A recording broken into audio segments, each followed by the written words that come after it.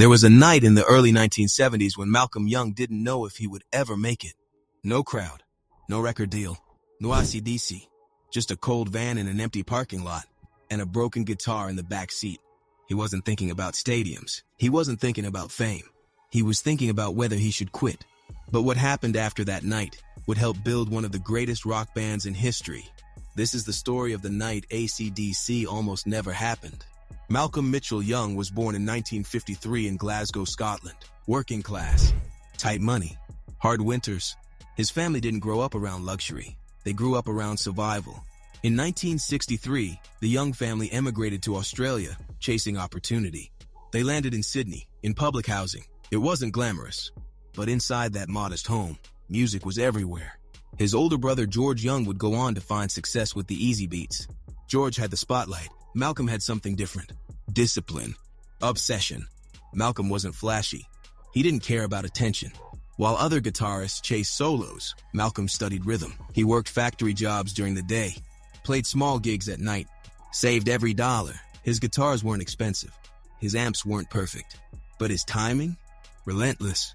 Precise. Unshakable. And still, success didn't come. It was after a rough gig. The crowd hadn't cared. The money barely covered fuel. Equipment had taken a beating. And Malcolm's guitar damaged. The neck cracked. Strings loose, nearly unplayable. There wasn't enough cash to fix it right away. So instead of a hotel, he slept in the van. Cold metal frame, thin blanket, broken instrument beside him. In that moment, there was no guarantee ACDC would exist. No promise of highway to hell. Just doubt and exhaustion. He could have stopped. No one would have blamed him. But Malcolm didn't see it as failure. He saw it as fuel. That night, something shifted. Instead of chasing complexity, Malcolm simplified. Instead of flashy solos, he doubled down on groove. He focused on tight downstrokes, on locking in with the drums, on becoming the engine, not the spotlight. That broken guitar didn't end his dream. It sharpened it. Malcolm began crafting the sound that would define ACDC. Raw, driving, unapologetic rhythm.